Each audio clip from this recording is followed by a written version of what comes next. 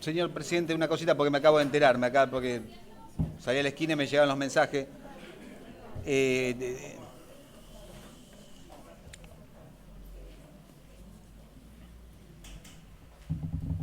Acheri fue atendido por el servicio médico, el mismo servicio médico vital, y le dieron 48 horas de reposo y le dieron unos antibióticos. Estoy esperando de que me llegue el certificado. Ya avisé a la Defensoría que apenas llegue al mail oficial que me lo aporten. Así lo puedo entregar al tribunal sin perjuicio de lo que se resuelva, ¿no? Lo tenía que informar, gracias. Bien, gracias. Bien, yo anoté 4 cuestiones centrales en las propuestas.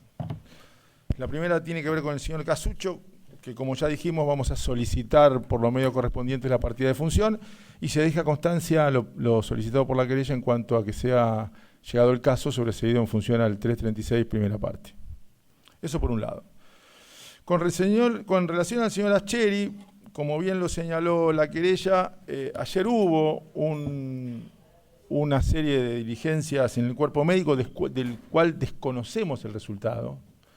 Más allá de lo que dice el doctor Yonto en cuanto a lo que habría dicho el hijo, a nosotros no nos consta. No sabemos cuál es la situación del señor Acheri, motivo por el cual no lo vamos a separar en el día de la fecha, avanzaremos y eventualmente la defensa hará los planteos que crea correspondiente, pudiendo convocar, si lo creyera necesario, los testigos que depongan en el día de la fecha. Con relación al señor D'Ambrosi, el tribunal fijó las audiencias el 3 de diciembre, motivo por el cual el señor D'Ambrosi tuvo tiempo de modificar la consulta para la rehabilitación, con lo cual lo primero que le puedo decir es que modifique el día martes de rehabilitación o en su defecto que consiga algo que acredite que solamente los días martes le pueden brindar la rehabilitación, el porqué, las consideraciones médicas para nosotros así tener más herramientas de poder hacer lugar a la dispensa. Con relación a la dispensa me voy a tomar cierto tiempo para explicar una vez más a las partes, porque parecería ser que se han generado una serie de confusiones.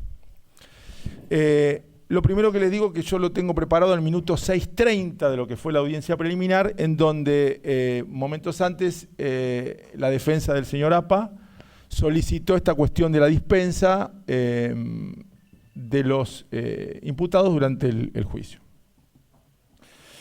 El tribunal, y ahí le tengo que hacer una aclaración al doctor Silva, que tiene que ver con esto de que nosotros nunca realizamos una audiencia sin la presencia de los imputados. De hecho, se han iniciado las audiencias a resultas de que los imputados llegaran de sus traslados por el conocimiento, por esta cuestión pública es de la problemática que existe en el tema de traslados con el servicio penitenciario. Lo que dijimos, y lo volvemos a reiterar, es que nosotros interpretamos la dispensa audiencia tras audiencia, ¿sí? Esto es, no es que no puede pedir la dispensa, puede pedir la dispensa, pero para pedirla tiene que estar en el tribunal. Insisto, si las partes lo requieren, lo necesitan, no hubo ninguna oposición en cuanto a la dispensa, incluso yo hice especial hincapié en que no iba a haber dispensa el día de la lectura de los requerimientos, el día de las últimas palabras de los alegatos y el día de las últimas palabras. Si alguna de las partes podemos pasar la filmación, el minuto 6:30, donde quedó claro esta circunstancia. ¿Necesita alguno que lo pasemos? Doctor Yonto. Para la defensa lo pediría yo.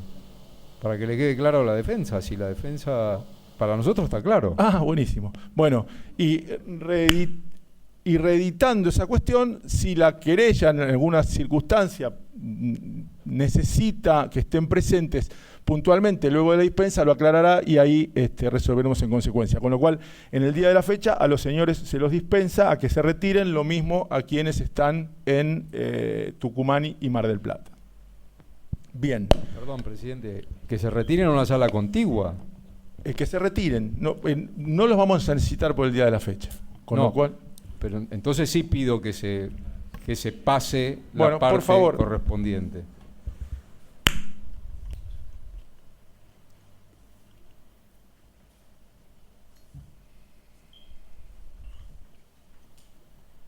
A la presencia de los imputados, ustedes saben que hay 3 que están en el interior del país. Nosotros no tenemos como criterio que en la primera audiencia estén físicamente presentes en el debate, esto es, que estén en el tribunal, es decir, los vamos a hacer, en el caso que quisieran, comparecer por videoconferencia. Perfecto. Ahora bien,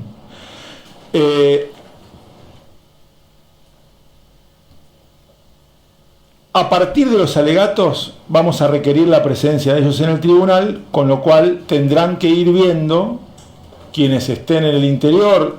Estos son los señores Firpo, Casuccio en Mar del Plata y Sotomayor en Tucumán, de procurar un domicilio, no en el ejido o en la jurisdicción de San Martín, sino donde puedan, para que sí estén presentes a partir de ahí.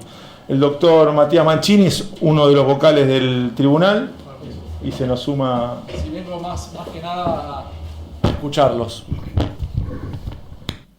Bien, ahora sí, ¿alguna consideración sobre lo que venía comentándoles? Sí, una pregunta con respecto a la presencia. O sea, la videoconferencia sería respecto de los imputados que no tienen domicilio y con relación a los otros imputados. No, los que están en estos 3 casos que dije, que están solamente los otros van a tener van a comparecer. Van a comparecer. Perfecto, era eso. Hola.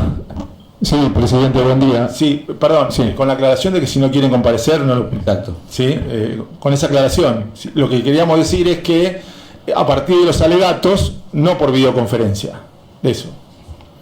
Doctor, discúlpeme.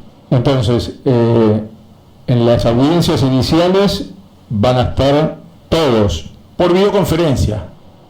Los 3 de Esto van a estar todos. Van a estar todos, sí. Bueno, y, la otra cuestión que queremos plantear es, nosotros con la debida anticipación vamos a solicitar en casos puntuales y fundamentándolo que algunos de los imputados estén presentes en alguna audiencia en la que veamos, analicemos algún caso en particular que pueda tener la posibilidad de reconocimiento por parte de alguna de las víctimas o de alguno de los testigos que va a declarar.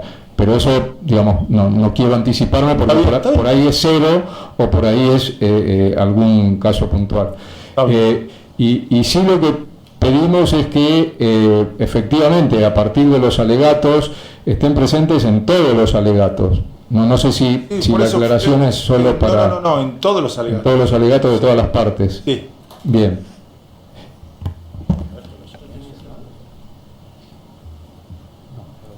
Sí, señor presidente, yo quiero hacer una aclaración respecto de los ofrecimientos de prueba que se hicieron oportunamente en el marco de... Vamos a ir a la prueba, por eso, no sé... Bien. ¿Hoy tiene algún reconocimiento? Presidente, a ver, nosotros la dispensa es para que estén en una sala contigua, no para que se vayan a su casa. La interpretación que hacemos nosotros es que se pueden retirar siempre que vengan al juicio. Usted sabe bien que no es la interpretación general. La interpretación general los dispensan hasta los alegatos. Nosotros tenemos una interpretación restringida en cuanto a que si se los necesita, los señores quedarán en una sala contigua y si no, se los dispensa hasta la próxima audiencia. Bien. A ver, voy a fundamentar por qué nosotros pedimos que estén en una sala contigua. Señor presidente, disculpe, ¿no? Pero esto ya fue juzgado, ya fue resuelto por el tribunal. No es necesario, entiendo. Perdón, me parece que se reabrió el debate a petición de la defensa, fue la defensa la que hizo este planteo.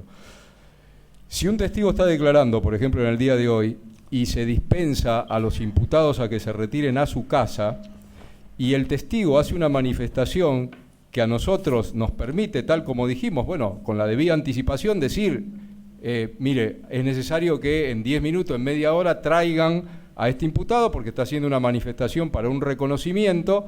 Si se va a su casa, la audiencia se va a suspender por horas y además va a haber un problema de traerlo. Por eso no entendemos cuál es el sentido de que se vayan a su casa si nosotros lo que necesitamos a veces es que salgan del cuarto contiguo y vengan aquí. Por eso, doctor, por eso, como se dijo, que se anticipe con la debida anticipación. Lo dijo usted en la audiencia, que se anticipe con la debida anticipación. Está bien, pero tiene que ver con el debate, no con que yo no sé qué es lo que van a decir los testigos. Muchos de los testigos yo no sé qué es lo que van a decir. Entonces, la debida anticipación tiene que ver con que estén en una sala contigua. Bueno, llegado el caso, tienen que estar en el debate. Le vuelvo a decir, doctor, el tribunal dispensó a los señores porque tiene una interpretación determinada de la ley. Usted se podrá agraviar de la manera que lo crea conveniente. Usted mismo habló de la anticipación, ¿sí? De preparar con anticipación. Justamente a eso es lo que nosotros interpretamos. Señor presidente, el Ministerio Público también tiene una objeción para hacer con su dispensa, porque cuando hicimos el planteo, tratando de ajustarnos a lo que dice el Código, lo que explícitamente dijimos que el Código no es categórico, no da opciones en ese punto. Y me voy a permitir leer textualmente. Conocemos, no hace falta porque conocemos en relación el artículo, a eso, o sea, la única dispensa posible es que no estén presentes en la audiencia, pero en realidad la habilitación para que vuelvan a sus domicilios, a sus lugares de detención, no está prevista en el Código. En ese sentido, que ese fue el planteo que hizo el Ministerio Público, voy a reclamar esto, o sea, el cumplimiento estricto en ese punto. O sea, la dispensa es para que no estén en la audiencia si no quieren estar, pero tienen que estar. Y en ese punto es cierto lo que dice la querella sobre la marcha de un relato. Nosotros no tenemos manera de saber si se puede producir la eventualidad de una prueba que exija la presencia del imputado. Y en ese punto me veo en la obligación de sostener la solicitud del cumplimiento del Código, solamente eso.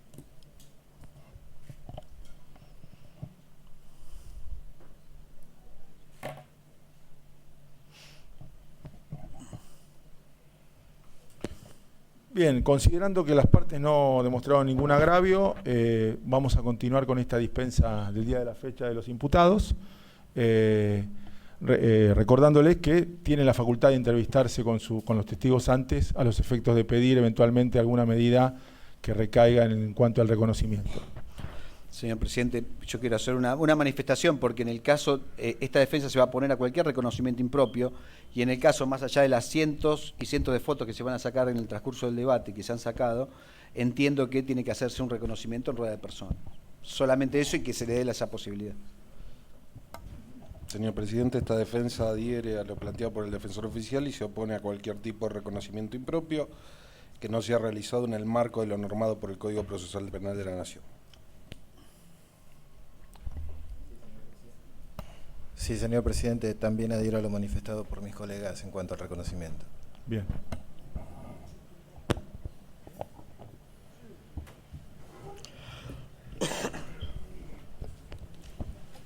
Bien, atento a lo resuelto, los señores están dispensados para retirarse.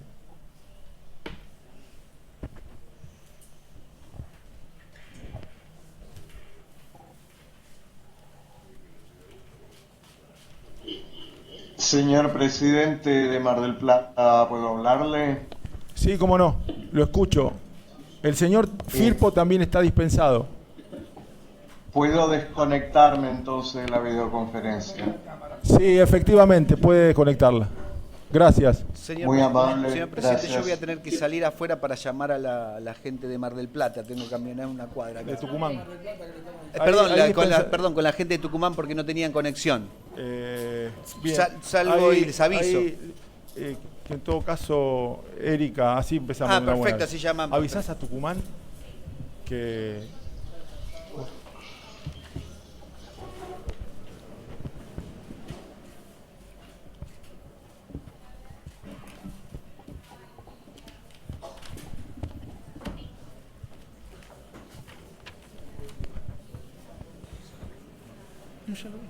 ¿Cuánto confusión? Ya lo dije, sí, sí. Sí, dale.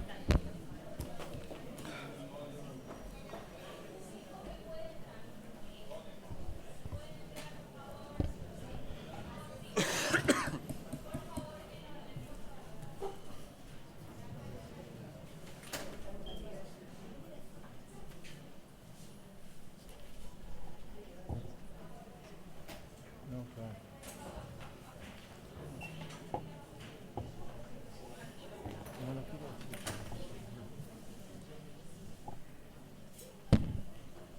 Parece que tengo señal ahora, parece.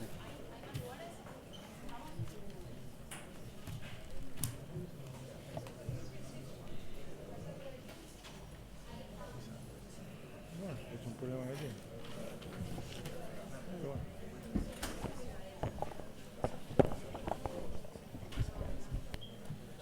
Claro.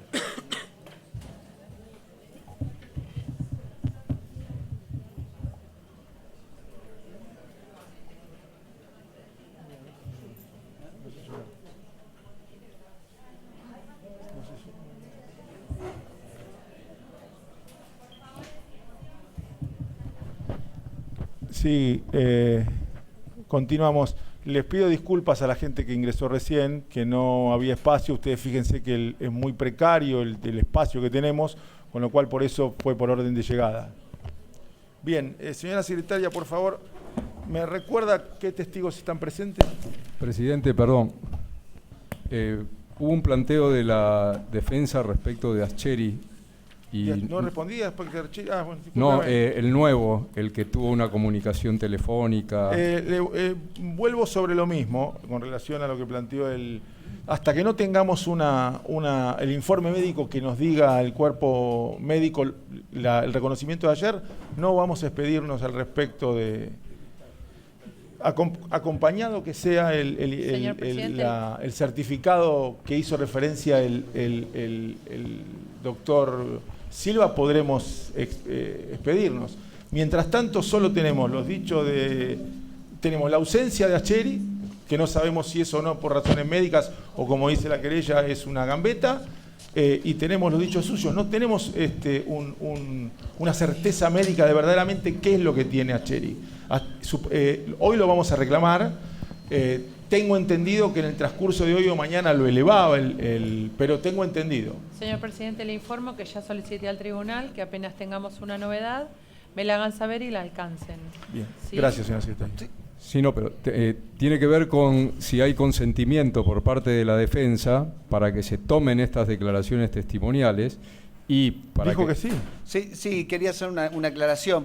No es la necesidad de entorpecer el debate. Sí voy a pedir que si viene algún agente de la Defensoría se lo permite ingresar para que, en el caso que me traiga el certificado, para que todos puedan tener disposición de esta cuestión. Y en el caso voy a consentir la realización de la audiencia, y en el caso de que sea necesario, bueno, se los tendrá a disposición del tribunal para que, en el caso de que querer hacer alguna pregunta para otra audiencia, en función de la entrevista que tengan con Ascheri y el video que se pueda pasar respecto de esta cuestión. Ciertamente es que hoy la filmación ayuda un poco a esto, y quizás algunas normas del código han quedado un poco retrasadas, pero era mi necesidad también plantearlo, lógicamente en el marco del derecho de defensa del justiciable. No, y si las otras dos defensas consienten, digo, para que el acto no esté sujeto a ninguna observación por el caso Ascheri. Doctor. En pos de la economía procesal y de la continuidad del debate, consiente esta defensa. Gracias. Continúe la audiencia. Consiento también. Gracias.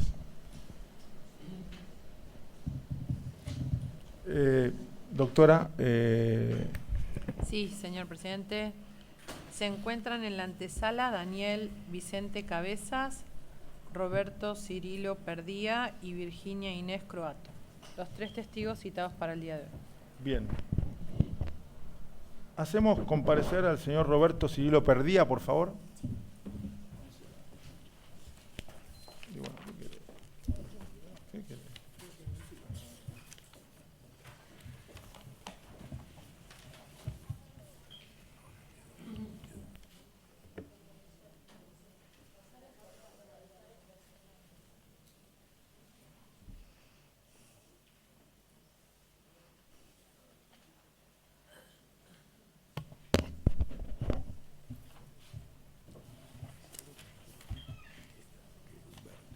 Sí. Sí. Sí, ya la segunda.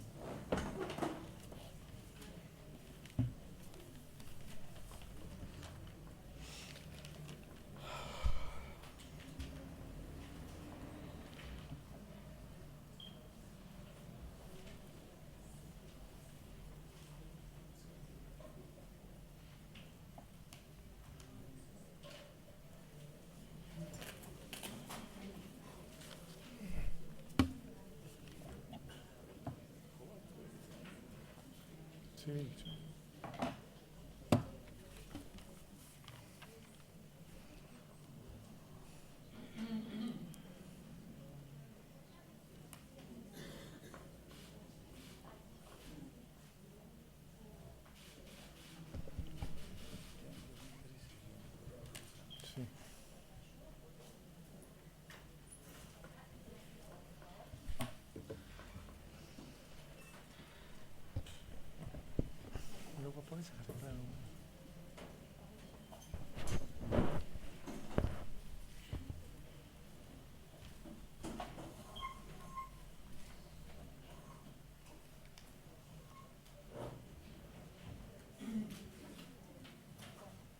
Señor Perdía, buen día.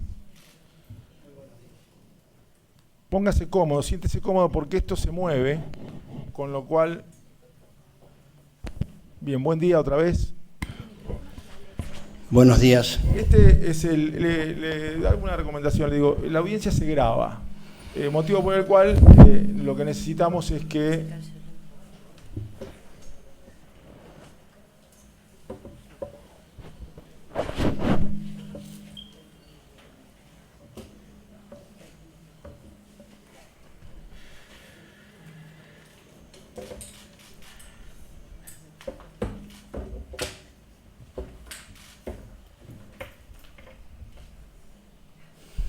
Lo que necesitamos es que todo lo que diga lo diga en el micrófono, justamente por el tema de la grabación. De acuerdo. Señor Perdía, nosotros, este es el Tribunal Oral en lo Criminal Federal número 4 de San Martín. Lo convocamos en carácter de testigo en la causa 3622 y su agregada la 3623. Por haber sido declarado, citado como testigo, usted declara bajo juramento o promesa de decir verdad. Esto quiere decir que si no declara con la verdad, incurre en el delito de falso testimonio, que resulta ser afirmar una falsedad, negar o callar la verdad en todo o en parte. ¿Usted me podría decir, por favor, su nombre completo? Roberto Cirilo Perdía. Señor Perdía, ¿usted suministró sus datos por secretaría? Sí, al ingresar. Bien. ¿Conoce a los señores Marcelo Cinto Curtó, Daniel Alberto Sotomayor, Carlos Blas Casuccio, Jorge Norberto Apa, Roberto Bernardo D'Ambrosi, Raúl Guillermo Pascual Muñoz, Jorge Eligio Vano, Eduardo Ascheri, y espere que me falta el nombre completo del último, y Firpo. Luis Ángel Firpo. No, personalmente no lo conozco, solo por referencias periodísticas. Bien. ¿Usted tiene algún interés en el resultado de la causa? ¿Es amigo, enemigo, deudor de alguno de ellos? En absoluto. Bien. Presumo entonces que se va a manifestar con la verdad. Absolutamente. ¿Jura o promete decir la verdad?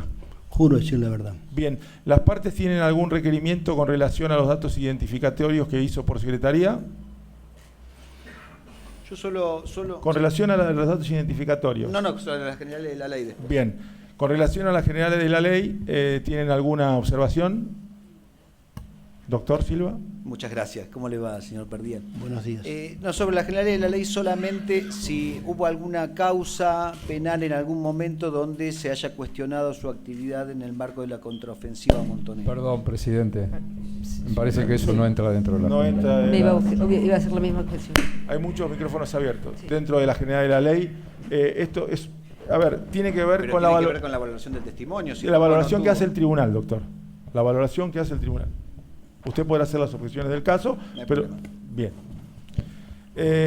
Me imagino que debe haber declarado alguna vez. La temática es la siguiente. Se lo ha convocado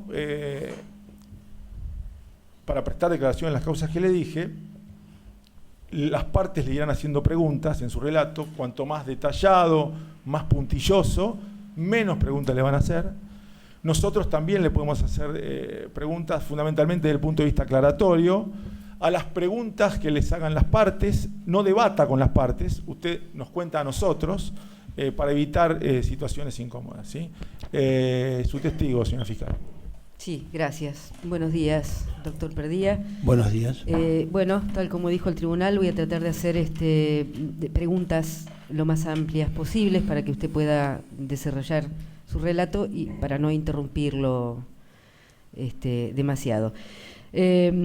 Fundamentalmente le voy a pedir que nos dé un contexto, que nos relate sobre el contexto de la militancia de Montoneros durante la última dictadura cívico-militar, puntualmente tratando de centralizarlo en lo que fue la contraofensiva estratégica montonera, todo lo que pueda relatar sobre el contexto histórico y espacial en que se desarrolló la contraofensiva, la cantidad de compañeras y compañeros que formaron parte, todo lo que nos pueda contextualizar en relación a eso. Yo, a partir de lo que va relatando, lo voy a interrumpir para algunas preguntas puntuales. ¿Se entendió el comprendido? planteo? Quería hacer un par de aclaraciones previas.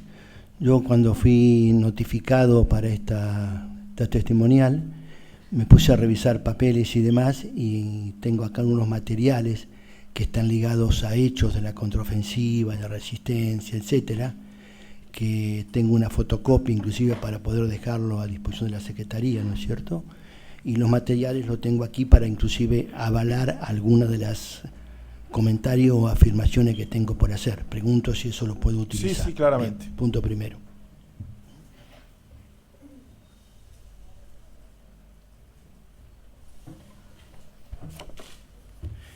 Estas son las fotocopias. Quiere declarar y después al final nos va acompañando y nos va explicando cada una de ellas qué es lo Perfecto. Y después tengo materiales y tengo materiales que mientras voy declarando podría exhibir los originales. Sí. Con todo gusto.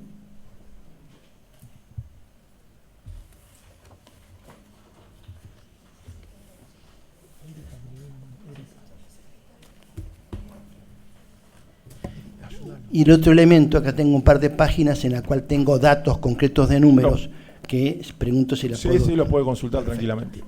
No, ya está perfecto, ya tengo todo el material acá. Bueno, lo primero que quería afirmar es, un poco respondiendo a la pregunta de la fiscal, es cuál ha sido la estrategia montonera respecto al golpe de 1976. Producido el golpe, y luego de algunas reuniones de sus estructuras internas, concretamente el Consejo Federal, que es la máxima autoridad donde participaba la conducción, más los jefes regionales, se acordó la idea de desarrollar una resistencia activa, fundada básicamente en la acción político-sindical de lo que sería el campo popular, y que las acciones militares que se dieran fueran en apoyo a dichas acciones, preparando de alguna manera las condiciones para pasar de esa defensiva a una etapa de contraofensiva, que es la que se suponía o suponíamos nosotros que se debía dar en alguna instancia en los años próximos. Esa estrategia no era novedosa, por otra parte, y es la que viene de arrastre de toda nuestra historia. No fue el golpe del 76, no fue un hecho ni casual, ni circunstancial, ni inédito en la historia argentina. Una historia en la cual aparecen dos sectores claramente desde los albores de la independencia, dos sectores enfrentados.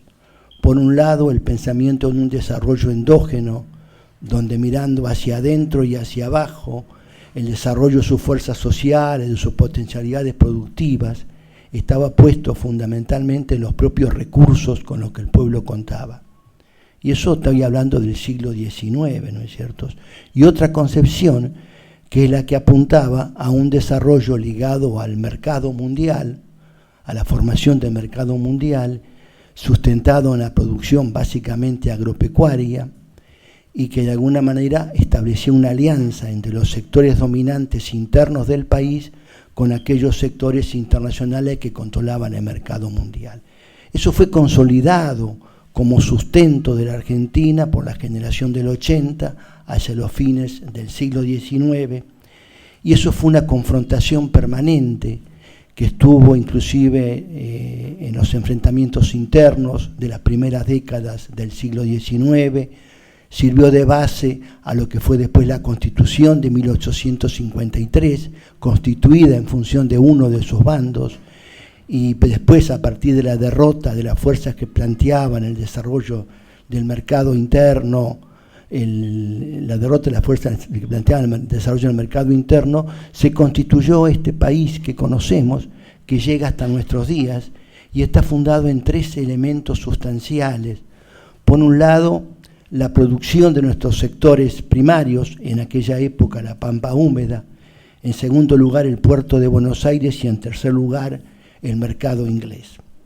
Eso prácticamente se reproduce a lo largo de la historia, y también se reproduce a lo largo de la historia la resistencia que nuestros pueblos le fueron ofreciendo a esos pensamientos, y salvo pequeños periodos en nuestra historia patria, casi siempre fueron determinantes en lo que sería el sector hegemónico del país, aquellos que planteaban esa alianza con los sectores externos. De modo tal que los sucesos que vamos a relatar, vinculados específicamente a la contraofensiva, tienen un profundo arraigo en cuanto a su protagonista, sus sujetos, sus formas de confrontación y demás en la propia historia nacional. Inclusive se vivieron situaciones, además de la guerra o del enfrentamiento producido en los inicios del siglo XIX con los caudillos federales. Después, ya en el siglo XX, nos podemos encontrar con los bombardeos de Plaza de Mayo, ¿no es cierto? Nos podemos encontrar después con que lo que significó el genocidio de aquellos años tiene su antecedente en esa situación. Esto no solamente lo pensamos nosotros, inclusive desde los sectores hegemónicos del país también hay un pensamiento de estos sectores enfrentados, y así lo van manifestando. Después haremos referencia concreta en qué se manifiesta ello. Pero, por ejemplo, el propio general Videla, a los pocos tiempos después del golpe, plantea la existencia de un sistema de un péndulo en el país, donde por un lado plantea están los gobiernos demagógicos, los gobiernos, ¿no es cierto?, que cuando en su turno se van transformando y se van siendo presionados por lo que él llama las fuerzas del orden, ¿no es cierto?, y después cuando las fuerzas del orden se imponen, estos gobiernos conspiran según su apreciación y estamos en un péndulo constante. Esto lo planteaba en términos de justificar, avalar y de alguna manera de que el golpe militar de 1976 venía a cambiar esa regla de juego. ¿Y esto por qué? Porque de una u otra manera se había construido en la década de los 40, de la segunda mitad de los 40 y de los 50 del siglo pasado, un despliegue del mercado interno, una perspectiva industrialista, que fueron básicamente los gobiernos del general Perón, que le había dado en alianza entre sectores empresariales, sectores de las Fuerzas Armadas y los sectores de los trabajadores, que había dado y había configurado un nuevo tipo de hegemonía en el país. Ese tipo de hegemonía en estos vaivenes que había habido en la Argentina en la década de los 50 y los 60, donde a un gobierno militar fuerte, acosado por la resistencia popular, le correspondía otro gobierno civil donde, pese a la proscripción del peronismo a nivel electoral, de todas maneras cuestionaba ese poder militar y determinaba nuevamente entonces gobiernos civiles que, nuevamente acosados por los gobiernos militares, por el poder militar, no lograban terminar su respuesta.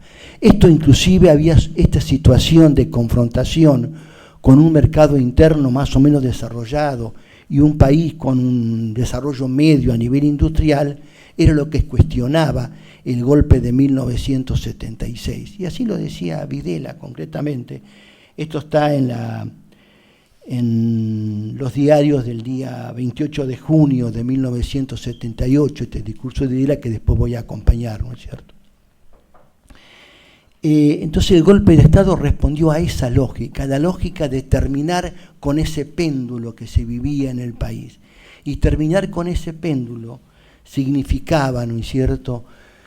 Y ese péndulo, ¿por qué se daba? Se daba porque en definitiva habían visibilizado de qué modo el movimiento popular desde los mediados de la década de los 60 y los 70 había avanzado, si había hecho del gobierno en el 73, ¿no es cierto? Y había producido modificaciones y ese péndulo el campo popular lo estaba por decidir e inclinar a su favor. Frente a eso se da el golpe militar y ese golpe militar inclusive tiene una explicación muy clara, muy rotunda, que le hace su superministro Alfredo Martínez de Oz en su discurso del 2 de abril de 1976, aquel discurso que inclusive es repetido reiteradamente por nuestro sistema mediático acerca de que había sido una vuelta en la página de la historia para construir nuestra realidad. Recordemos por un momento que Martínez de Oz venía de ser presidente del directorio de Asindar, las empresas siderúrgicas instaladas en la zona de Villa Constitución, San Nicolás, y que desde esa presidencia, ¿no es cierto?, su vicepresidente del directorio era el general Alcides López Aufranc, que había sido el primer oficial de Estado Mayor que había concurrido a cursos de Estado Mayor de lucha contra la subversión sobre la base de la experiencia del ejército francés en Argelia, en París. Es decir, que el directorio de Asindar, su dirección estaba puesta en estas dos personalidades. Y no es casual entonces que Martínez de Oz inclusive ocupara el Ministerio de Economía.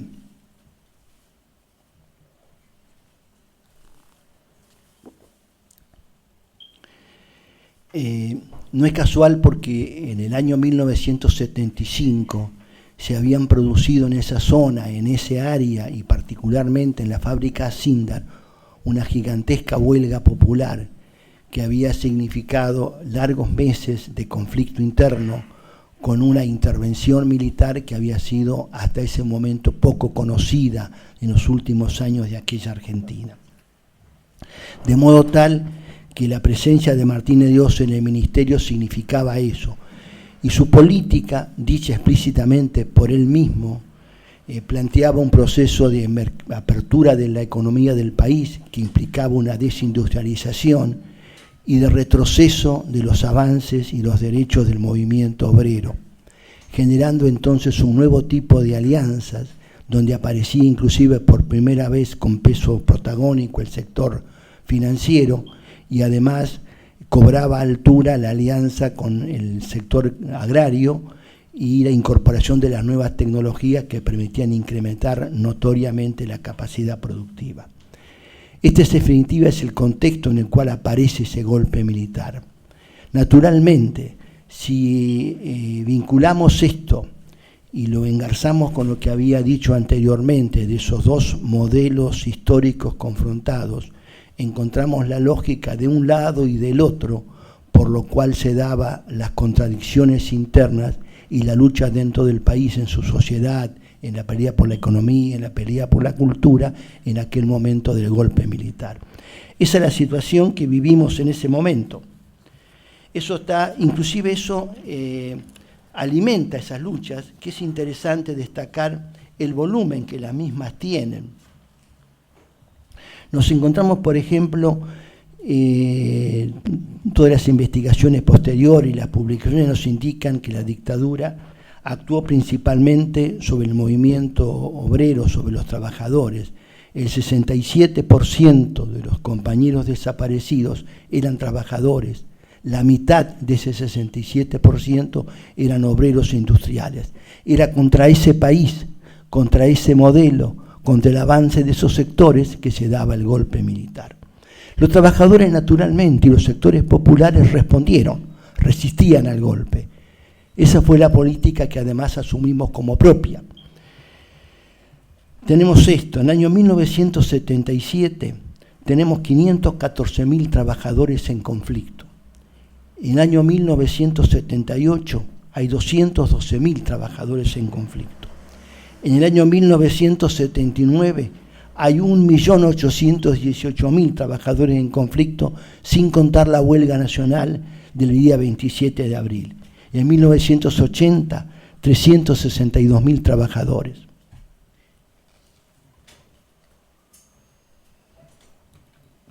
Eso es lo que está documentado en estas páginas, que son crónicas diarias que se han hecho a partir de los propios diarios, fundamentalmente del diario La Nación, que son estas que pondré a disposición del tribunal. Acá hay una copia de esto. Doctor, una pregunta. Ese material, ese recorrido, ese registro de... Esta es la copia de este material, lo quiere verificar. Le preguntaba, ¿ese material era el material de archivo que tenía la organización? Es un material de archivo que yo me puse a buscarlo en estos días a raíz justamente de esta citación que me parecía importante. Yo lo encontré ahora después de mucho tiempo de dar vuelta por ahí y me parecía importante poderlo aportar porque de alguna manera es la información diaria producida por la propia prensa del sistema. Se podrá ver allí que la mayor parte de las citas corresponden al diario, extraídas son del diario La Nación de Buenos Aires, el diario que naturalmente no tenía mucho que ver con lo que era nuestra actividad y demás, por razones ideológicas y políticas, pero de ahí fueron publicados, de ahí fueron extraídos los datos, donde la síntesis final, digamos, son estos 4 o 5 números que he volcado acá, que me parece importante. Perdón, una preguntita con relación a esto. ¿Se puede pensar que este es material que ustedes tenían, muchos de ustedes que estaban en el exilio, era material que recibían y sistematizaban mientras estaban en el exilio? Esto es material que se fue sintetizando. Esto se llaman Crónica de Resistencia Sindical Argentina, una publicación del bloque sindical del movimiento peronista montonero. Era lo que importa, y ustedes podrán verificar caso por caso, recurriendo a las propias fuentes allí citadas y encontrar en los diarios mencionados acá el origen de la información, ¿no es cierto? Bien, entonces, para ir ordenándolo, con la claridad que usted está desarrollando el tema, nos encontramos, conforme el hecho nuclear o medular de la causa, en la época ya de contraofensiva, ¿sí? Esto es 79-80. Concretamente, a partir de ahí, ¿por qué no nos va ilustrando de cuál fue la situación? Claro, me parece que hay un detalle de 2 hechos que lo podemos tomar como modelos de esta situación. Uno es la huelga del día 27 de abril de 1979, donde, porque sin esto no se va a entender tampoco el tipo de represión que se había desatado y que se siguió desatando, y los sucesos de 1979 a su vez, que es un poco el núcleo central en el tiempo de lo que se está tratando, ¿no? En el 1979 no existía, digamos, existía una comisión de los 25, que es la que decreta un paro, cuyos dirigentes fueron encarcelados, y a pesar de eso el paro se hace lugar, con una adhesión entre el 75% en el Gran Buenos Aires y Capital, al 50% en sectores del interior. El propio gobierno habla, en los sectores del gobierno, según las publicaciones de la época, hay un reconocimiento del 40% del paro en ese momento. Y esto se dio bajo esas condiciones de un país sometido, es el momento más fuerte posiblemente de la tragedia colectiva, de los secuestros, las desapariciones y demás. Después del 76 estamos en ese periodo. En ese mismo momento el país es paralizado. Pero no solo eso, sino que hubo un hecho muy particular que vale la pena destacar, que es lo que ocurre en la fábrica Safrar Peugeot de Berazategui, donde fábrica metalmecánica. En esa fábrica los trabajadores inician un movimiento de fuerza en el mes de septiembre, el día 17 de septiembre, que es casualmente el mismo día en el que fueron atacados militarmente y luego fueron asesinados los compañeros Armando Croato y Horacio Mendizábal. Exactamente ese mismo día empezaba el paro en la fábrica Peugeot. Ese paro fue tratado por la empresa, endureciendo sus posiciones. Inclusive pocos días después el propio presidente de la Peugeot viaja a la Argentina, endurece los planteos, son despedidos el grupo de trabajadores, etcétera, aparecen dentro de la fábrica pintadas, dicen los diarios, correspondientes a organizaciones ilegales. Sí, naturalmente era la fuerza popular que se venía expresando de otras maneras en otros lugares de la geografía nacional. ¿Y qué pasa? Que el día 2 de octubre, cuando los trabajadores empiezan a hacer pública su voluntad de marchar caminando a Buenos Aires desde Berazategui, de allá hasta por la avenida Pavón hacia la capital federal y llegar hasta la Casa de Gobierno, la Plaza de Mayo, el gobierno presiona sobre las fábricas para que sean concedidos los aumentos que los trabajadores solicitaban. Y efectivamente son concedidos un 22.3% de los aumentos, es reintegrado el personal que había sido despedido, ¿no es cierto? Y se retoma la actividad. En el mismo momento estaban secuestrando a trabajadores en la puerta de fábrica y demás, procurando desmantelar aquel movimiento. Lo que quiero significar es lo siguiente, es decir, allí está el núcleo central de la resistencia del movimiento obrero, de los trabajadores, frente a aquella política de Martínez de Hoz. Una cosa se corresponde con la otra, y las propias acciones desplegadas por Montoneros en ese momento se corresponden a lo mismo. Eso está fundamentado y está cronicado acá en los documentos del día 27 de abril, del día 2 de octubre, del día 4 de octubre, del día 17 de septiembre, etcétera, están todos marcados aquí y ustedes lo podrán encontrar en lo que el archivo que les sea alcanzado. Pero además faltaba agregar de que ese conflicto empezaba a recuperar y a recobrar solidaridad en otras fábricas como la Standard Electric, Yelmo, Chrysler, y frente a eso el gobierno cede en ese momento, ¿no es cierto? Es decir, es el momento en el cual empieza de alguna manera claramente a manifestarse esto que les venía diciendo, este proceso histórico donde a un movimiento militar, por más fuerte que sea, empezaba a sentir en definitiva la presión del campo popular y empezaba a retroceder. Eso es la contraofensiva, el retroceso del poder militar, pero planificado de alguna manera a través de las perspectivas de lucha del campo popular. Y las pongo como ejemplo en estos movimientos, porque estos son los factores centrales y desencadenantes para que después ocurran los hechos que ocurrieron, como las Malvinas y el fin del gobierno militar y demás, ¿no es cierto?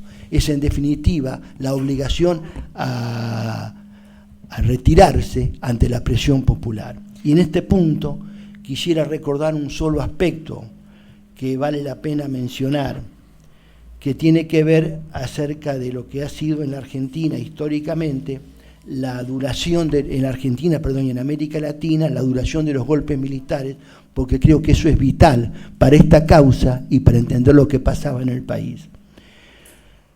La dictadura militar, que por otra parte es público, conocido, que en todo el cono sur había gobiernos militares, En Uruguay duró 12 años, de 1973 a 1985. En Chile duró 17 años, de 1973 a 1990. En Bolivia 18 años, de 1964 a 1982. En Brasil 21 años, de 1964 a 1985.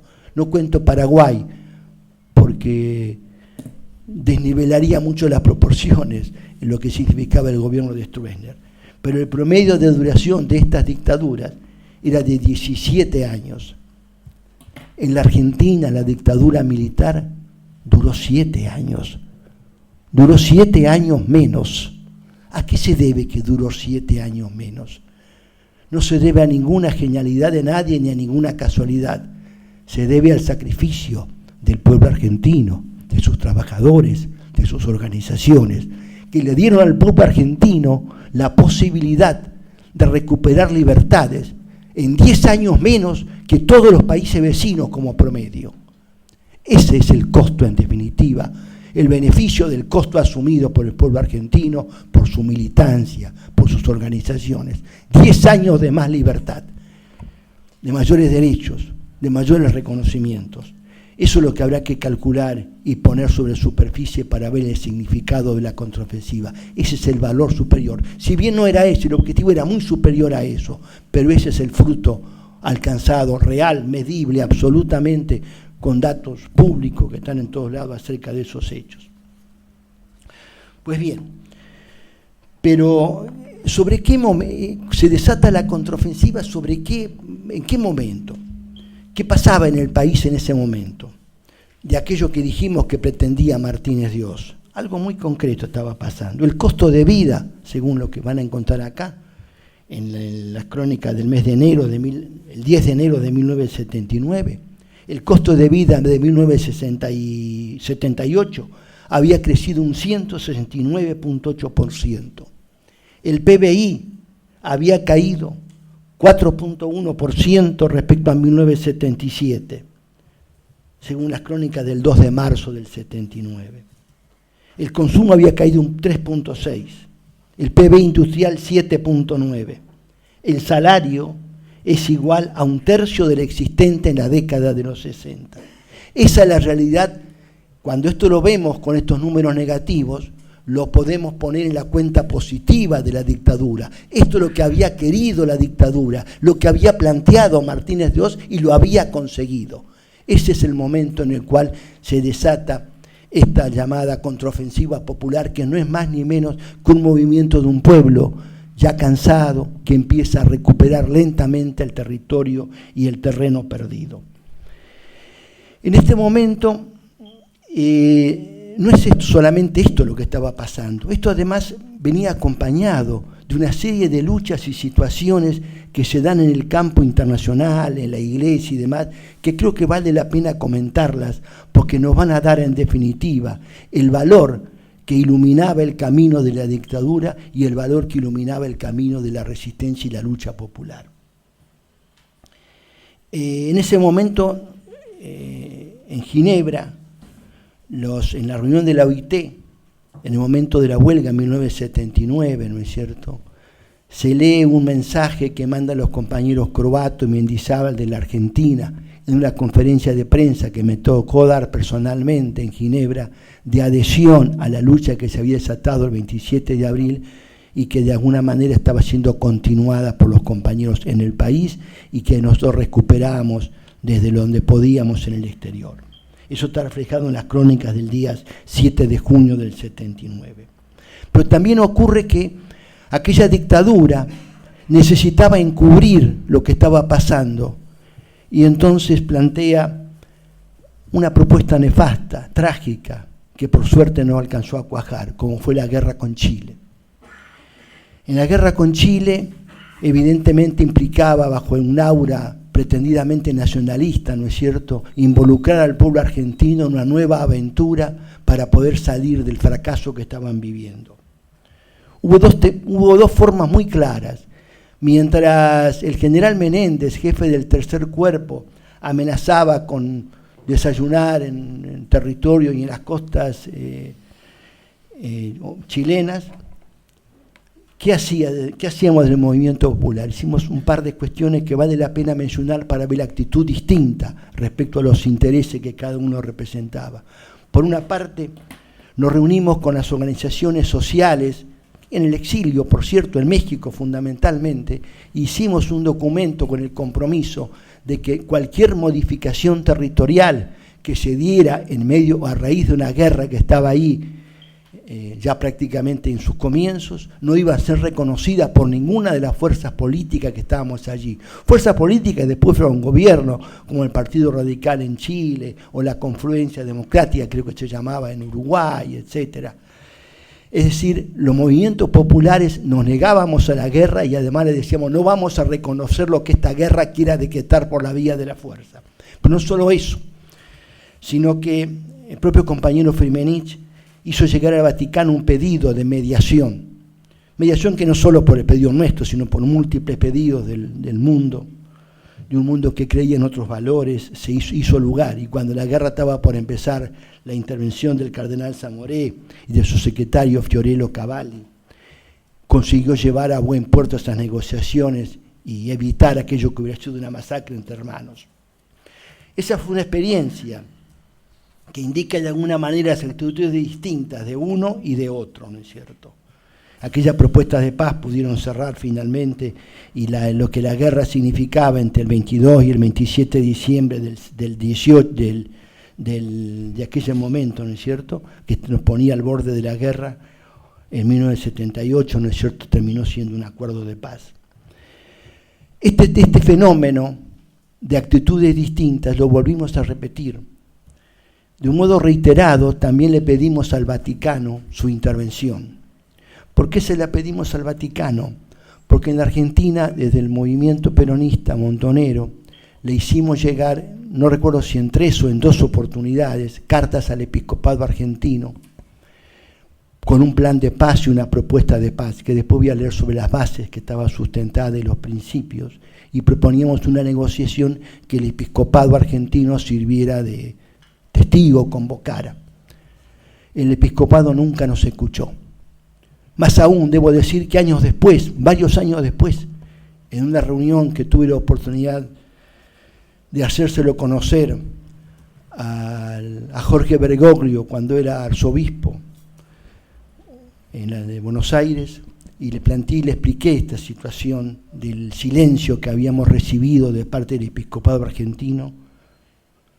El cardenal Bergoglio cayó en su silencio, y solamente cuando le mencioné después al padre Adur, sí, recuperó, digamos, la posibilidad del diálogo y recordó con simpatía su vida en común cuando iba a tomar mate con el padre Adur, que después voy a referirme a quién es el padre Adur, ¿no es cierto? Lo que quiero decir es que el episcopado argentino nos cerró las puertas a cualquier intento de diálogo.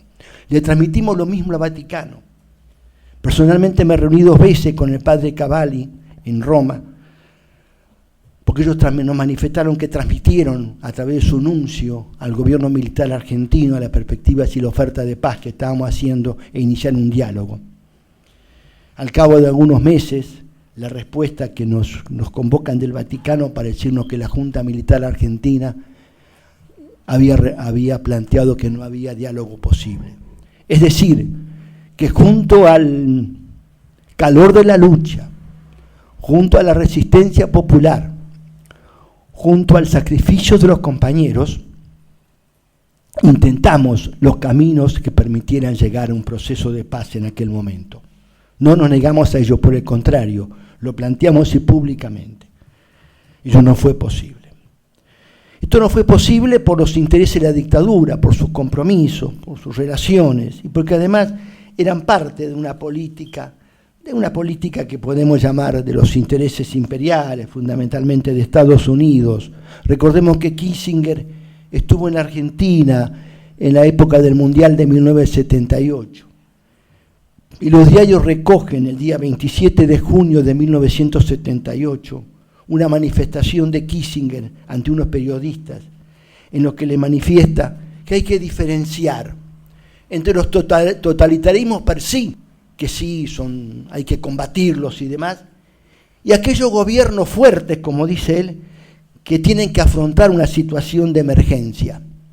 Entonces, el propio Kissinger, ¿no es cierto?, de lo cual los materiales que están siendo desclasificados en múltiples etapas y demás dan prueba de las diferentes formas de intervención que tuvieron los Estados Unidos en aquella época, donde además tuvieron como instrumento principal, inclusive para poner en marcha el golpe militar, la conferencia de ejércitos americanos que se reunía anualmente, y a partir de la cual fueron aplicando en la región la nefasta doctrina de seguridad nacional, y el mucho más nefasto todavía Plan Cóndor, hijo de esa doctrina, sobre el cual no voy a abundar porque es público, notorio, y está en todas las comunicaciones de estos días, a raíz justamente de la última desclasificación de los materiales de Estados Unidos. Pero la aspiración nuestra era otra. Aspirábamos y llevamos una propuesta.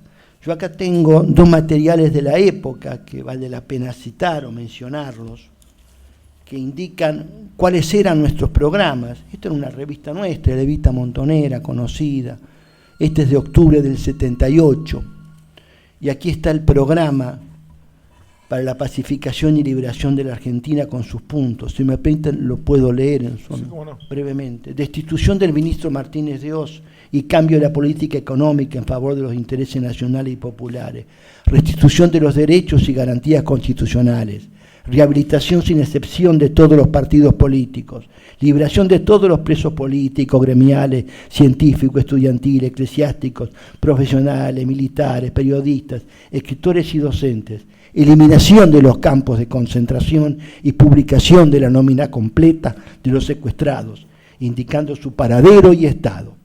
Eliminación inmediata de los procedimientos represivos que implican la sistemática violación de los derechos humanos, como así también el procesamiento de los inculpados de torturas, secuestros, asesinatos y pillaje.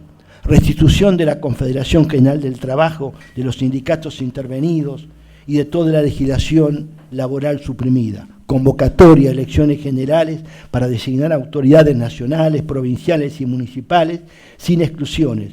Inhabilitación ni proscripción política de ninguna naturaleza. Convocatoria a la unidad por la pacificación y liberación de un Frente de Liberación Nacional y Social. Este era un documento público del año 1978.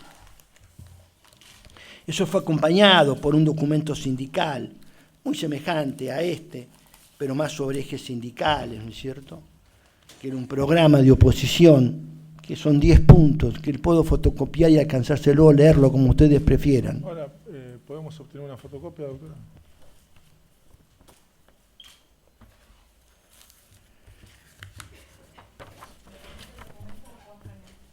Sí, acá están, son estos 2 documentos. Acá están los 2 documentos.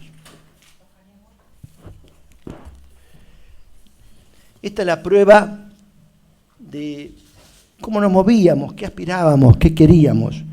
Y recién explicaba el sujeto social que estaba apuntando en la misma dirección. Entonces el programa político abarcaba una lucha integral que se estaba dando en ese momento, ¿no es cierto? La respuesta es la que conocemos, la dictadura, donde a través de sus estructuras de inteligencia y demás, no solo operaban sobre la opinión pública para inclinar a su favor, ¿no es cierto?, y el control de los medios de comunicación, sino que también operaban, ¿no es cierto?, fundamentalmente las estructuras de inteligencia del ejército, operaban sobre nosotros, ¿no es cierto?, a los fines de poder conseguir compañeros sobre los cuales operar para ir reproduciendo las caídas cotidianas a través de la tortura y los métodos que son harto conocidos. Esta es la diferencia fundamental entre unos valores y otros. Pero otra cosa más vale la pena citar.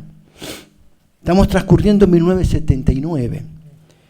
Y en 1979 pasaron cosas en el mundo que avalan que aquella lucha tenía, además de las necesidades propias, tenía un sentido histórico. 1979 y 2 grandes procesos históricos que modificaron en buena parte la cara de América Latina y también la cara de algunos países del mundo. Es la revolución iraní, donde pone fin al gobierno del Shah de Persia, ¿no es cierto?, Reza Pahlavi, e introduce un nuevo proceso de autonomía e independencia que después los rumbos que toma no son motivo de esta consideración, pero sí es motivo de esta consideración de cómo el pueblo en la calle terminó, ¿no es cierto?, no digo desarmando, pero sí desorganizando aquel poderoso ejército que había armado al Reza Pahlavi. Y por el otro lado, en Nicaragua, un proceso semejante terminó el 19 de julio de ese mismo 79 con el fin del gobierno dictatorial de los Somoza que aterraba aquellas tierras.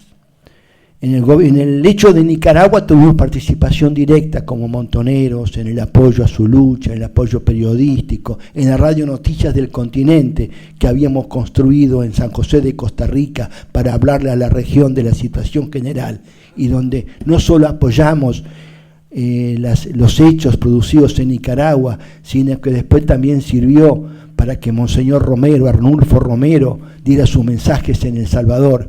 Y por la misma radio, y están grabados los testimonios de cuando le pidió a los soldados del régimen que no golpearan, que no tiraran contra el pueblo que se estaba rebelando. También pudimos transmitir al domingo siguiente, escuchando en la radio los tiros de cómo le respondieron los sicarios del poder mundial. Pues el mismo fenómeno, porque inclusive hubo argentinos trabajando en esos años en El Salvador y demás para sostener, como sicarios, para sostener aquel poder al servicio del poder mundial. Esos son los dos valores distintos que de alguna manera confrontan en ese periodo. Pero esos dos valores, además, no estábamos solos en el mundo, además de las revoluciones de Irán y de Nicaragua. La propia CID visita Argentina y en unas jornadas memorables, nosotros que nos costaron también la vida de compañeras, como Adriana Lejar, tomaron nota de lo que ocurría en Argentina y produjeron al año siguiente un voluminoso informe acerca de cómo eran y se trataban los derechos humanos en el país. Pero también el 3 y el 4 de mayo de 1980 promovimos y se realizó en Ginebra una reunión, ¿no es cierto?, conocida como Tribunal Permanente. No pretendo interrumpirlo, sino le quiero dar un poco de orden a la declaración suya.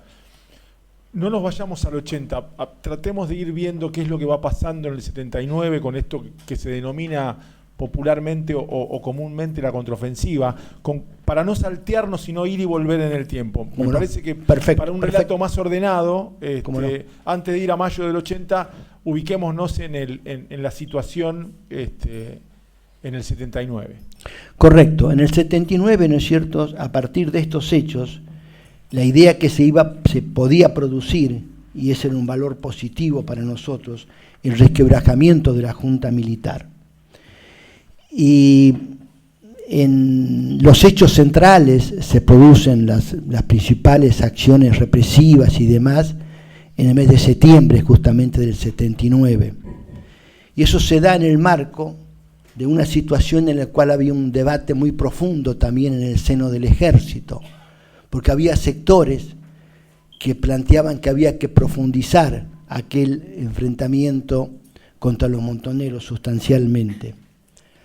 En el mes de octubre, mejor dicho, en el mes de septiembre también, ¿no es cierto?, el día 19 de septiembre, concretamente el general Benjamín Menéndez da un golpe interno, argumentando que no se ha cumplido el compromiso de erradicar definitivamente a la subversión, cerrando el camino al resurgimiento del marxismo.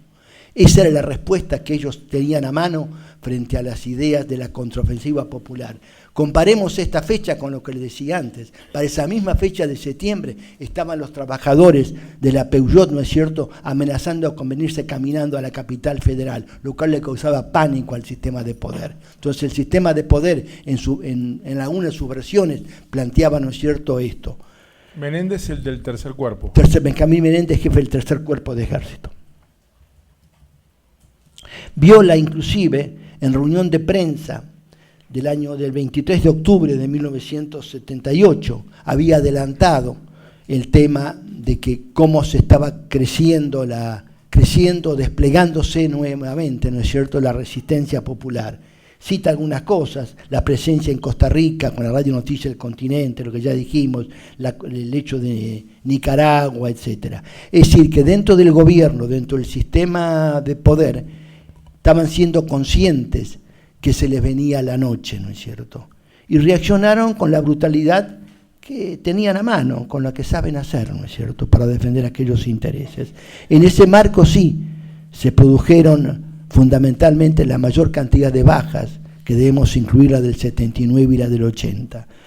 En términos prácticos, orgánicos, los compañeros vinieron organizados o vinieron bajo 4 formas diferentes de acción. Uno es lo que se llamaron las TEI, ¿no es cierto?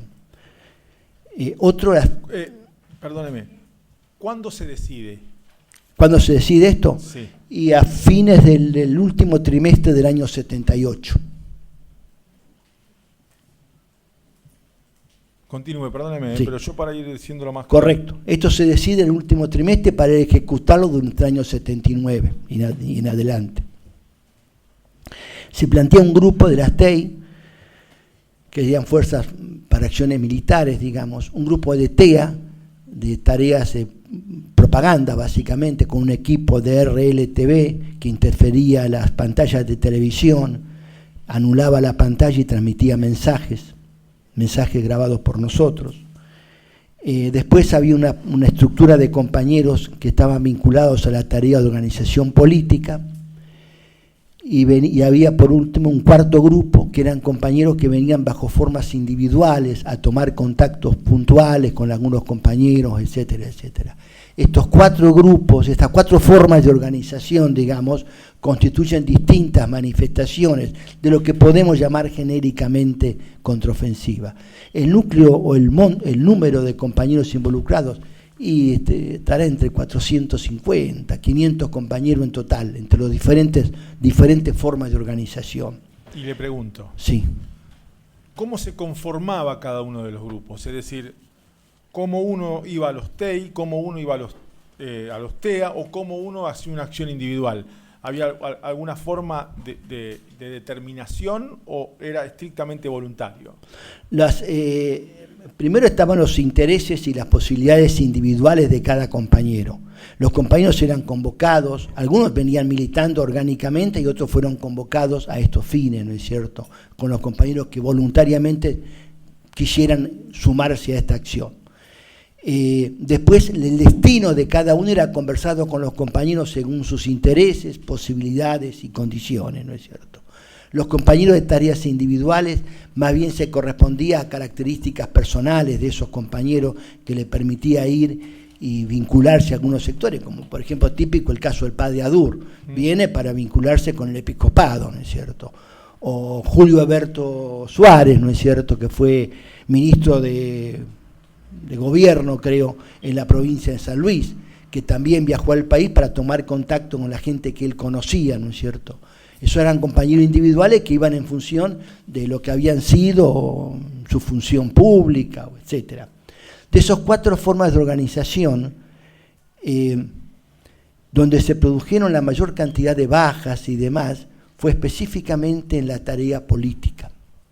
Si en la tarea propagandística hubo muy pocas bajas, en la tarea militar un poco más, pero en su conjunto serían el 20% de las bajas, y prácticamente el 80% se produjo en la tarea política.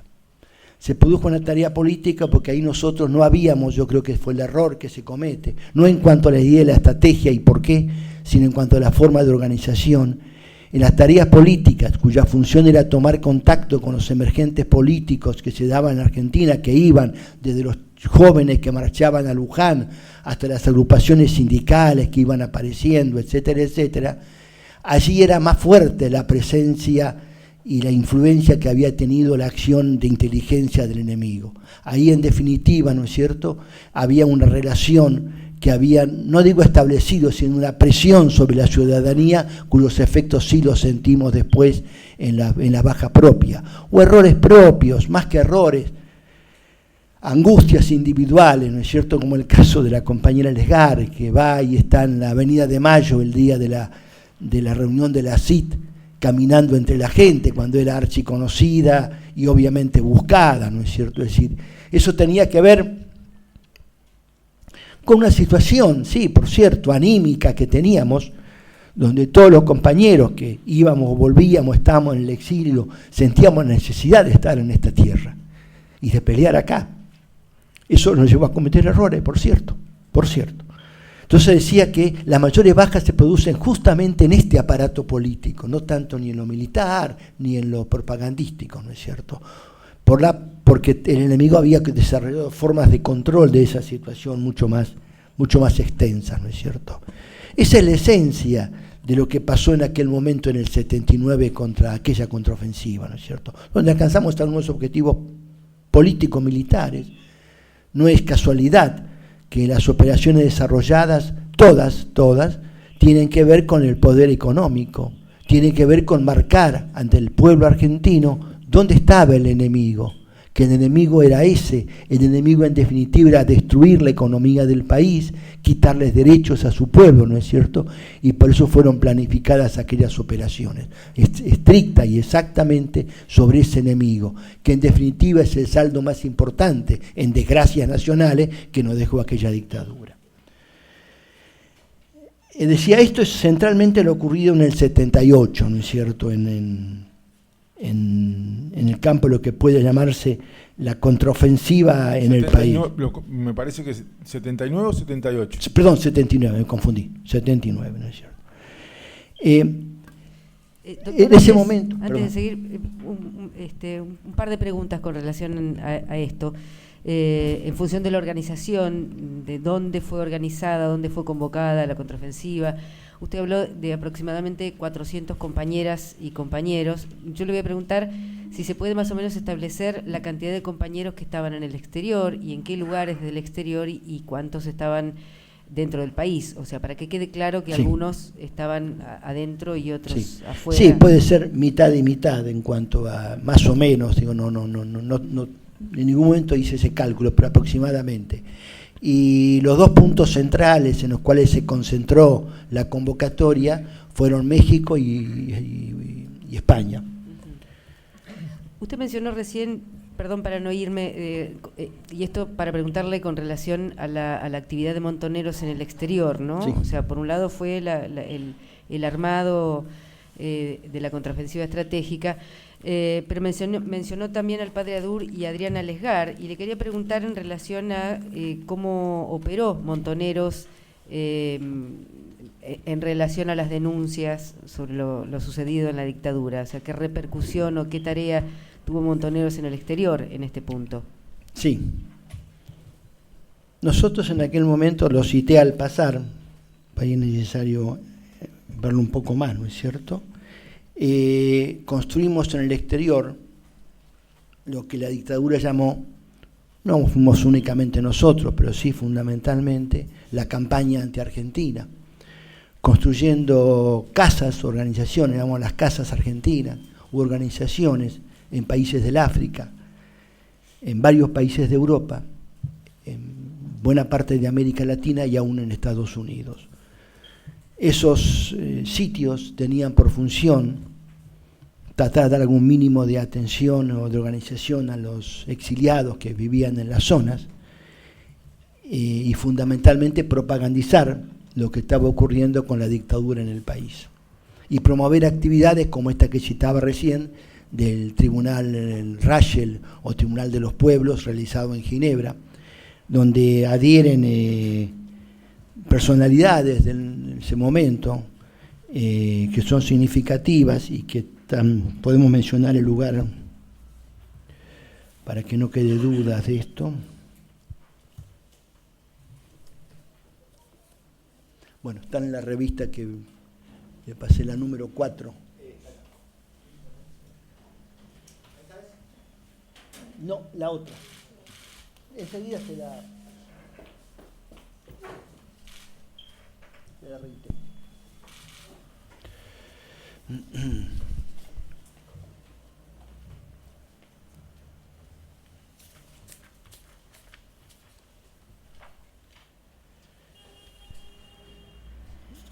Decía entonces que, por ejemplo, se reúne en Ginebra el Tribunal Rachel o el Tribunal Permanente de los Pueblos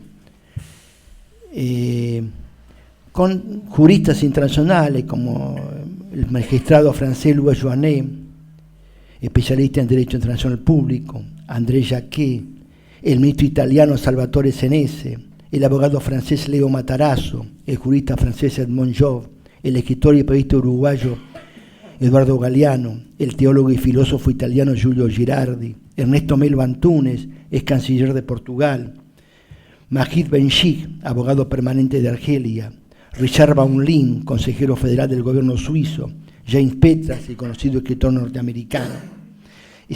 Y eso después fue avalado por una serie de sus conclusiones, fueron avaladas por personalidades como Ernesto Cardenal, de Nicaragua, Gabriel García Márquez, el pedagogo brasileño Pablo Freire, el obispo católico de Cuernavaca, Sergio Méndez Arceo, el rector de la Universidad Autónoma de México, Pablo González Casanova, el premio Nobel pacifista irlandés Sig McBride, el economista sueco Gunnar Myrdal, el físico francés Albert Castier y el biólogo norteamericano George Wall y los teólogos protestantes Harvey Cox y George Casalis, el filósofo alemán Wolfgang Abendroth, los sociólogos Ruth Firth de Sudáfrica, el vicepresidente del Tribunal Permanente y Ernest Utrecht de Indonesia, el economista norteamericano Richard Barnett, los expertos en Derecho Internacional Kinju Morikawa de Japón, Joe Norman de Francia y Richard Falk de Estados Unidos.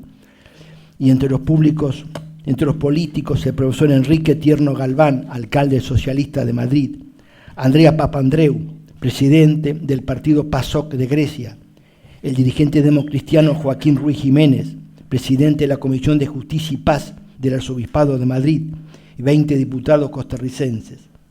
Estas eran las conclusiones del tribunal, la condena a la dictadura militar argentina y el pedido de un proceso de paz para el país. Esto fue avalado, indicado con los participantes que ya señalé y avalado por estas personalidades. Esta era parte de la política con la cual desplegamos y acompañamos la lucha interna dentro del país. No sé si esto responde, doctora. Sí.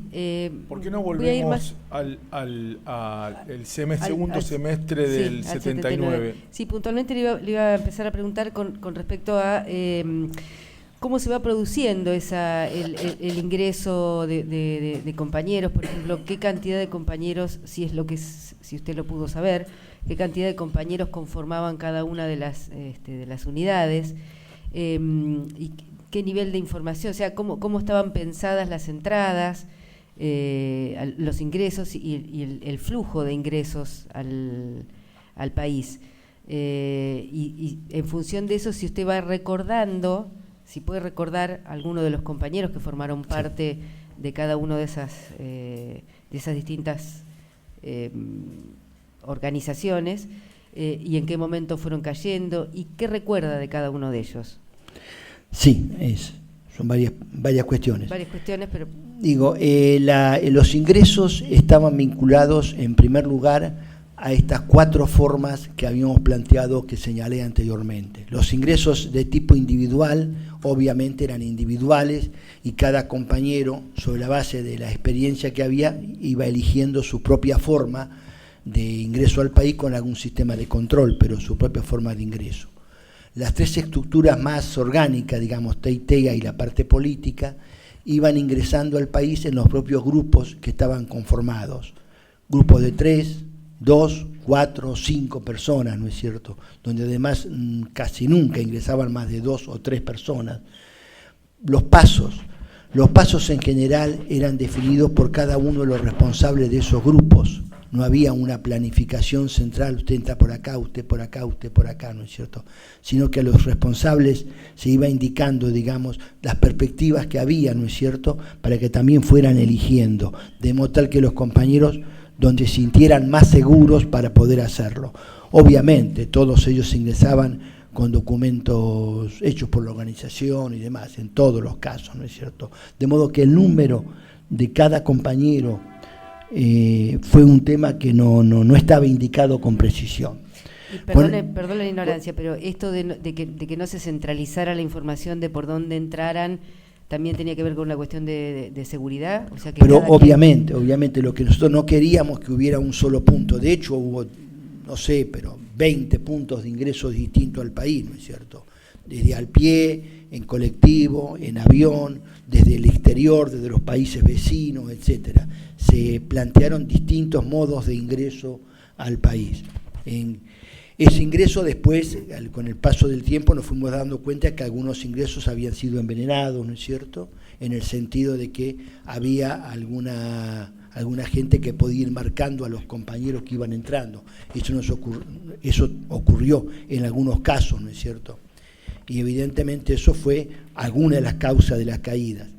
Pero digamos, las formas de ingreso estaban determinadas, no había una forma única, decía recién, había múltiples formas de ingreso, y lo que estaba muy descentralizado, eso con un mecanismo de control en cada una de estas 4 estructuras, ¿no es cierto?, estos 4 niveles de organización, ¿no es cierto? Eso es lo que se puede decir sobre la forma de ingresos que se fueron dando, con los responsables de cada una de las tareas que se habían fijado y un sistema de articulación para que después esos compañeros se pudieran encontrar con los... está la gomita. Acá está.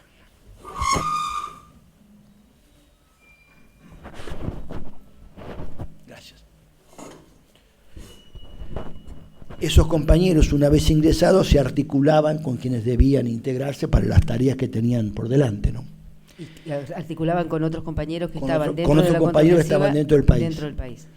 Usted mencionó recién... perdón. ¿Puede ser una pregunta, doctora, para no... Estos grupos que iban ingresando en 3 o 4, como usted lo detalló, entre los grupos en sí, ¿sabían quién pertenecía a cada grupo o era información que solo tenía el responsable? En algunos casos se sabría, en otros no. ¿Qué quiero decir? Porque había, primero, que eran o se conocían de antes o se conocían de la militancia, etcétera. Dependía.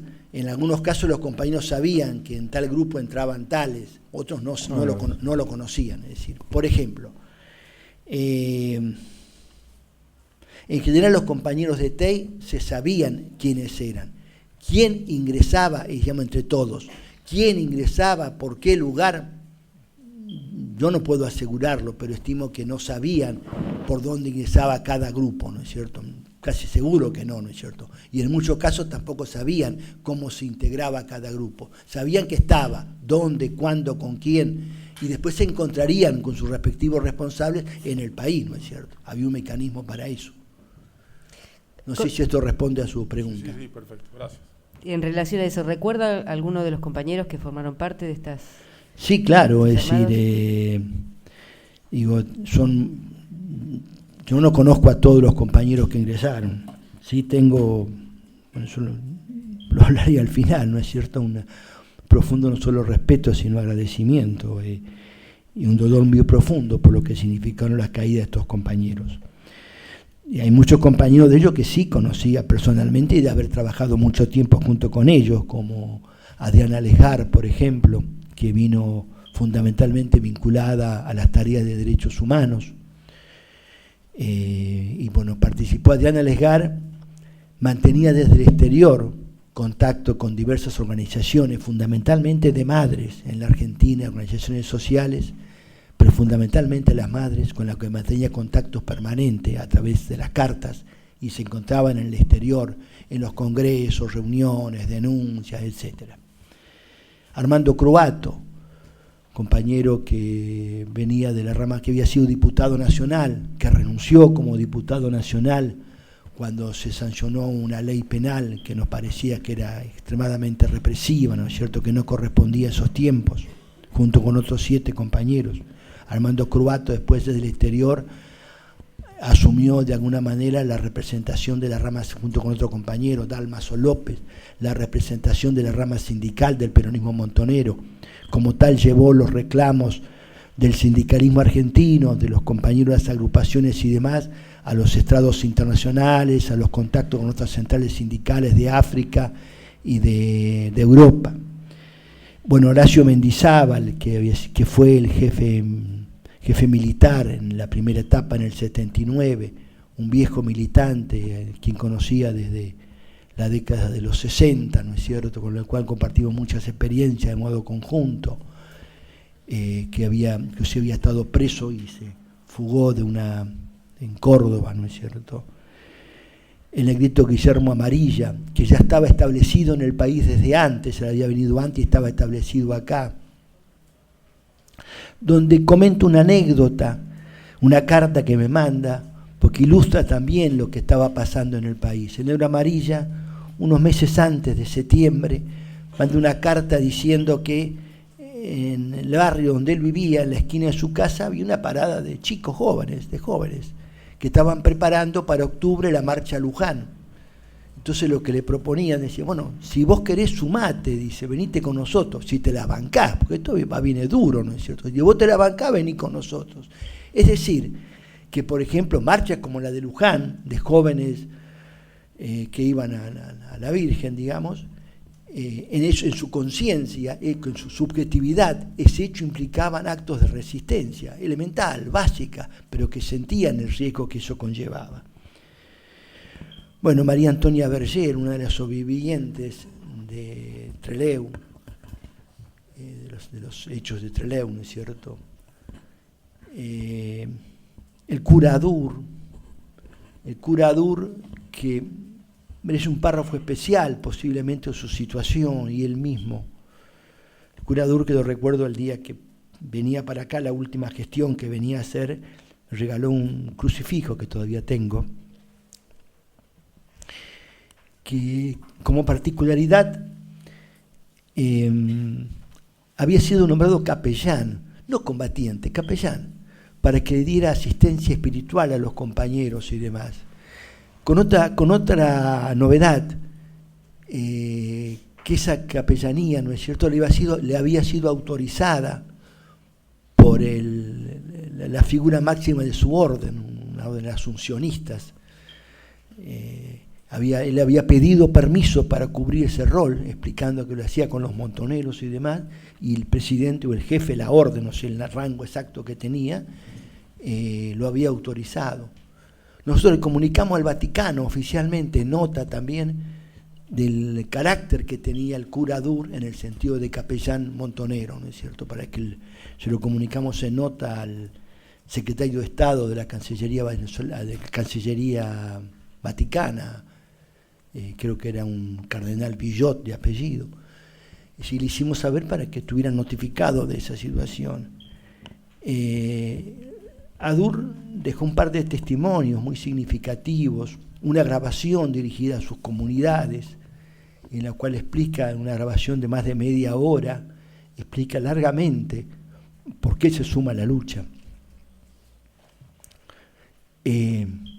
Adur venía trayendo la última carta que mandamos nosotros al episcopado, justamente para que fuera por la gestión de alguien que el episcopado conocía.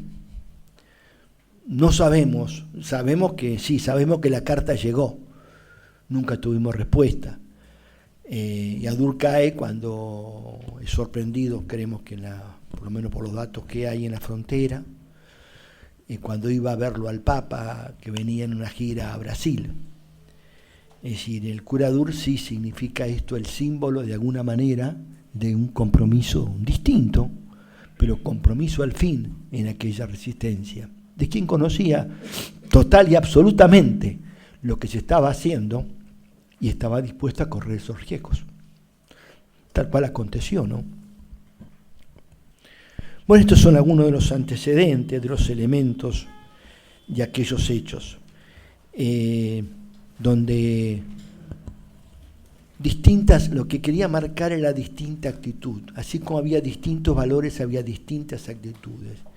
Mientras nosotros procurábamos en el espacio internacional encontrar las razones y las solidaridades que permitieran poner fin a la dictadura, desde la dictadura se promovían no solo hechos ilegítimos, sino absolutamente ilegales, como la ocupación invasiva de otros territorios, la infiltración de alguna manera para provocar acciones represivas y que tienen su sede en las estructuras de inteligencia que le pasaban la información para que los grupos operativos después pudieran llevarlo adelante, ¿no es cierto?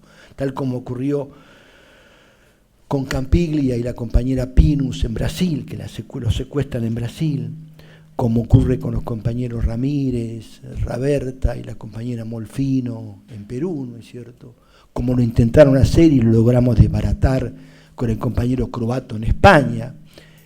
Es decir, hubo varios intentos, como lo intentaron con nosotros en la conducción en México. Es decir, hubo varios intentos de la dictadura que no, en algunos casos fueron claramente, digamos, no digo castigados, pero sí reprendidos por los respectivos gobiernos, como ocurrió en España y México, con cierta tolerancia, aprovechando un cambio de gobierno en Perú, ¿no es cierto?, con solidaridad del gobierno en el caso de Brasil, pero en muchos casos violando la soberanía de otros estados sin que los estados lo conozcan, buscando en definitiva desplegar su represión a lo largo del mundo, en definitiva procurando sancionar a la resistencia argentina, ¿no? Doctor, ya que mencionó esos casos puntuales, le voy a preguntar a ver si podemos ahondar un poquito más. Uno es el caso de Campiglia y Pinus. Le voy a preguntar qué es lo que supo, qué es lo que pudieron reconstruir sobre lo sucedido, si se pudo saber de dónde venían, cómo fue el episodio en Brasil, bueno, todo lo que se pudo, sí, que la organización pudo reconstruir sobre eso. En su momento no fue fácil reconstruir las cosas. Ahora, con los documentos desclasificados de los Estados Unidos, los datos son más completos, ¿no es cierto?, en el sentido de que fueron tomados en Brasil, secuestrados en Brasil cuando venían en un vuelo, y en Brasil, a partir de ahí, según la inteligencia que ellos habían hecho y tenían la información a partir de un dato sacado bajo tortura, según ese documento desclasificado, fueron llevados, ¿no es cierto?, a una cárcel secreta en Campo de Mayo, según dice específicamente el documento desclasificado. Si el compañero Campiglia y la compañera venían para hacerse cargo, el compañero Campiglia, de tareas de organización interna en el país, era miembro de la conducción nacional. Perdóneme, ¿ellos hacen escala en Brasil y vienen de...? No, ellos descendían en Brasil. Descendían en Brasil y de Brasil... Y de Brasil iban a entrar acá. ¿Venían de dónde? Venían, no sé si de México o Panamá, no recuerdo bien. ¿Cierto? Y aquí iban a tomar, en Brasil iban a descender, ¿no es cierto?, y a partir de ahí, bueno, ellos decidirían por qué vía integrar, pues más tenían contacto con compañeros argentinos y demás ahí, y ahí decidirían los pasos a seguir, ¿no? Bien, aprovecho para hacerle una pregunta que tiene que ver con, está muy clara en su descripción, cuál era la visión estratégica, ¿sí? Bien, ahora, en la visión táctica de los grupos, ¿quién lo resolvía? ¿Se resolvía de antemano o a partir de esa visión estratégica cada grupo tenía su misión táctica y resolvía esa misión táctica? Depende de qué estemos hablando. De los 4 grupos. Bueno, primero, los compañeros... Presumo que en el caso individual tenía que ver con las características propias de cada uno. Obvio, sí. En los otros casos, ¿cómo era? Bien. A nivel militar, ¿no es cierto?, sí, el objetivo planteado era el equipo económico. Eso estaba absolutamente claro, rotundo, y era parte de la definición estratégica, digamos, ¿no es cierto? A partir de ahí, había algunas informaciones que teníamos sobre algunos movimientos de las principales figuras del equipo económico, y el resto lo debían resolver acá con los propios compañeros que estaban acá, que debían aportar más información, y la oportunidad, el momento, la forma, las características, se definía absolutamente con los compañeros que estaban acá. Recordemos que estaba al frente de eso un compañero de conducción, también el compañero Jagger estaba al frente de eso, y el compañero Mendizábal, de modo tal que ellos tenían amplia autonomía para decidir lo que correspondiera, ¿no es cierto? En el caso de los compañeros de la TEI, ¿no es cierto? En el caso de los compañeros de la TEA, la situación era distinta, porque ellos lo que tenían era asignada un área o zona, qué sé yo, zona norte del Gran Buenos Aires, o partido tal partido de San Martín del Gran Buenos Aires, o partido de San Martín y Vicente López del Gran Buenos Aires, en fin. Ellos en ese espacio se tenían que radicar, ¿no es cierto?, y hacer sus transmisiones. Transmisiones que eran con equipos muy elementales que permitían interferir, que se hacían en bicicleta, en moto o a pie, porque eran desplegar simplemente una antena, colocar el equipo sobre alguna altura, un edificio en construcción, lo que fuera, y transmitir, ¿no es cierto? Y después, obviamente, que el momento, el tiempo de la transmisión, la reabsorción en el lugar dependían de ellos mismos, ¿no es cierto? ¿Qué mensajes se transmitían? Sacando algunas excepciones, en general mensajes originados en la conducción o de ese tipo, ya en cassette que venían, se transmitían esos mensajes, de modo tal que venía predeterminada la idea de la zona, pero y el contenido. Después el asentamiento, sí, dentro de la zona, cuándo, cómo, dónde y demás, dependía absolutamente de cada equipo integrado por 3 compañeros, ¿no? En la parte política también había una autonomía mucho mayor, ¿no es cierto? Porque eran cuadros políticos que tenían que buscar contacto con las distintas estructuras. Siempre respetando esa visión estratégica. Por supuesto, por supuesto. Bien. El señor ya lleva más de una hora, un poco más de una hora. Yo les propongo a las partes hacer un cuarto intermedio de 5 minutos para que descanse un poco, para que estiremos un poco las piernas. Le pido al público que no se retire, no se aleje mucho, para hacer menos fatigosa la audiencia de hoy. ¿Sí? Gracias.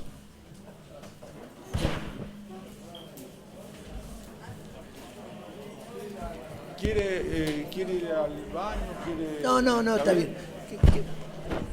Será menos de una hora todavía, ¿no?